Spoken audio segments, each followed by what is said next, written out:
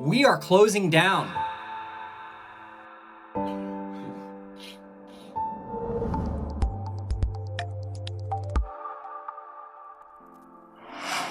So if you are a Klaviyo user or Shopify, or if you have an e-commerce store, you're probably in a lot of Facebook or LinkedIn groups or things like that where people are sharing tips and tricks and things they've learned to have better results with their marketing. We're in a lot of those groups too. One in particular is there's a Klaviyo group on Facebook where people are usually posting some pretty interesting stuff. So I've pulled some of the stuff that's been in there recently just for us to give you some tips that we've seen, and so we can talk through whether we agree with some of these things or not. Because some of them are kind of shady. Love it. I also like we're Klaviyo partners, or as they call it, we're Klaviyo masters. Did they send us like a cravat or a smoking jacket or something? No, I don't think there's much to go with it. Right. No tweed involved? No. Okay, so this first post from the group that I came upon here says, "We are closing down." Hold on, we are not closing down the company. This is the subject line of an email that generated over $100,000 in revenue in a single campaign, 60% plus open rates, and over 10% click rates. The preview text said, "Closing down our sale," but users rarely read the fine print and details. So it goes on to kind of describe the strategy behind this, but basically with the subject line of the email, they made people think that something big was happening with the business, and then they get in there and they find out maybe not, but they're introduced to the sale and it looks like it got pretty good results. We see a comment here from Jason Young that says, "Brand equity takes a hit, all for a gimmick, no thanks." Yeah. What do we think about gimmicks like that where you're grabbing great attention right off the bat? Yeah. Has good results, but will this damage your brand in the long run? It possibly could. So I guess one thing would be asking the question of how frequently are you doing stuff like this? Yeah. Because it reminds me of the your local furniture store who has the going out of business sale every 6 months. No, you're not. No, you're not. So like it kind of smells of that just a little bit.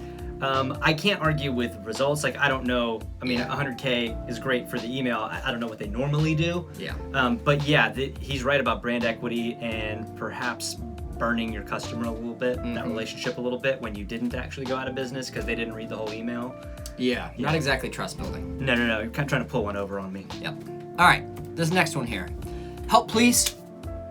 Planning to clean our list of inactive emails for the last 6 months. Can I see your definitions? Last time I did it, randomly sampled profiles and saw that some are active. So I don't know all the technical stuff about Klaviyo and all that, but just the idea of clean my list for inactive emails. Yeah. So there's not the spirit behind it is good. So for a couple of reasons, if you have people on your list that are not purchasing, well, let's start this. If they're not opening your emails, like they can probably go. Yeah. On one hand, we love Klaviyo, but you're also kind of paying for those profiles. Like you're paying for how many people, so you want to keep that. The other thing is keeping your sending reputation clean. Because like if you're sending and they're not opening or clicking or engaging in some way, you don't want to get stuck in the spam folder. Yeah, exactly right. And so there are definitely some things that you can do there. People have different names for it: a cleaning, a sunsetting. Like there's different ways of going about it, but it's a very positive strategy in terms of that. I think people's fear is, oh no, I'm gonna lose some people. Well, if they're not buying from you, if they haven't bought from you in a couple of years, you're really not losing that much. Now, usually that sequence is involving some kind of like say something to re-engage them. Like let's win them back. But if we can't win them back, let's sunset those people. Yeah. Good move. Yeah. Do it, Karen. And Phoebe Kibranza offered a step-by-step on how Karen can get that. Excellent. Okay, next one here. Another win for plain text email, folks. Check out the third email on this list of 4. The rest are highly designed templates using Figma.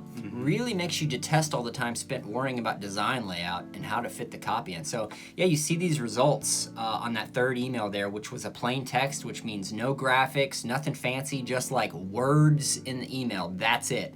And you can see that the open rate way up, click rate way up, and the revenue was way up. So what do you think about plain text email? Yeah, certainly be open to it. I guess I would want to balance that with I'm not going to call it, they're on Klaviyo, so I'm not going to call it B2B, but like, what's the product? Yeah. What are you selling here? So I think there's probably more information needed. Yeah. I'd certainly be open to a plain text email. I would certainly be open to testing it. Like, that's for sure.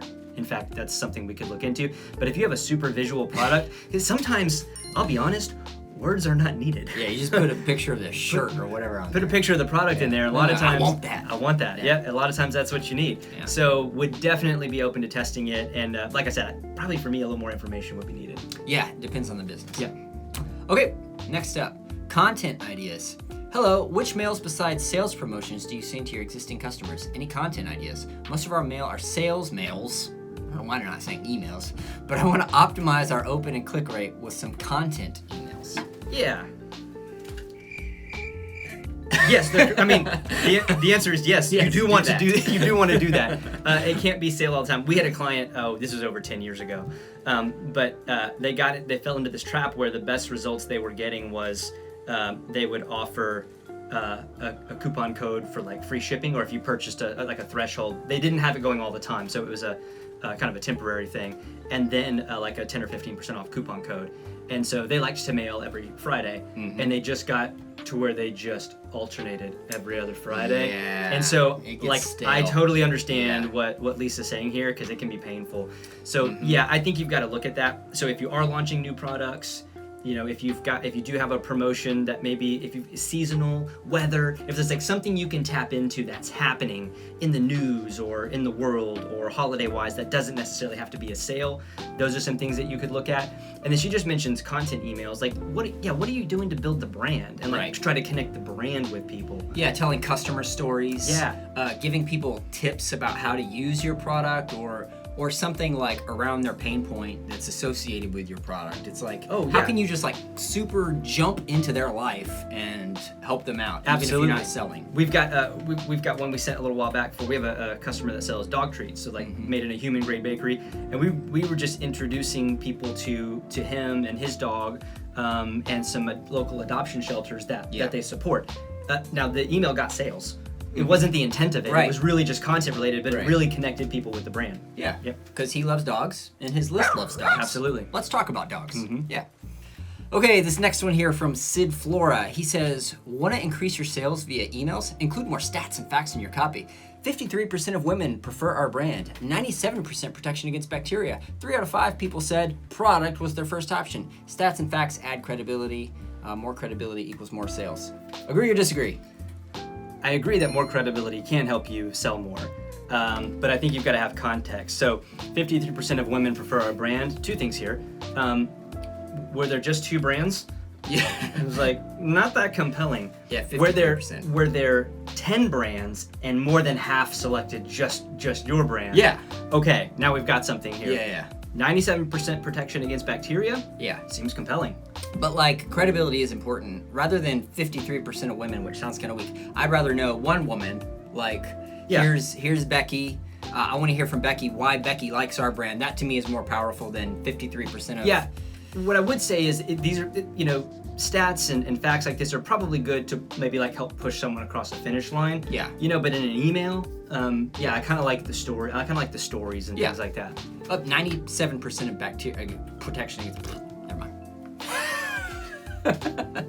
Moving on. Okay. This last one here. How often should you send your emails? There is no magic time, but yes, there's a concept called the Fibonacci sequence. Yes. It's a great technique to follow when it comes to email. Let me unveil through an example. I like this guy's writing. Imagine Michael opted into your list today. You send him a welcome email right away, obviously. Then apply the Fibonacci technique. Yep. It begins with the following 14 integers: 0, 1, 1, 2, 3, 5, 8, 13, 21, 34, 55, 89, 144, 233. Each number, starting with the third, adheres to the prescribed formula. Send the email at this frequency and see the magic. So we've used the Fibonacci sequence before for other things, but I've never seen it for email. Yeah, it's a mathematical, phenomenon kind of thing. I would absolutely test this. Like, it's intriguing. Yeah, it is. And I don't know if how the formula itself, but if you just look at the sequence where an email immediately and then kind of heavier and then it starts spacing out, yes, like that makes total sense to me. And of course, if you set it up the automation the right way, you could kill it if they did like a certain action. There's definitely things you could do here, but it's super intriguing. And I love the fact that you could automate this. Yeah. Whatever it is, you could set it up one time, let it go, and then monitor it and adjust as needed. The funny thing is, what we hear about email all the time is it's about consistency.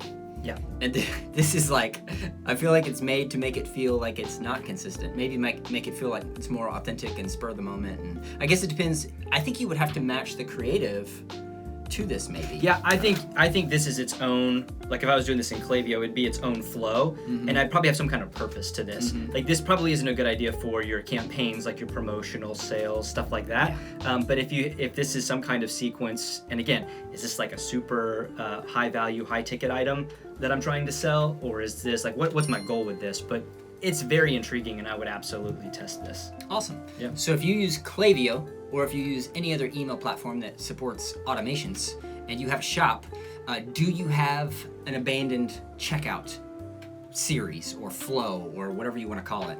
If not, we have a template that you can download. It's got the triggers, it's got the copy, everything you need to get going, and you will be amazed at how much money you've been leaving on the table if you don't have one of those in place. So check it out, link in the description.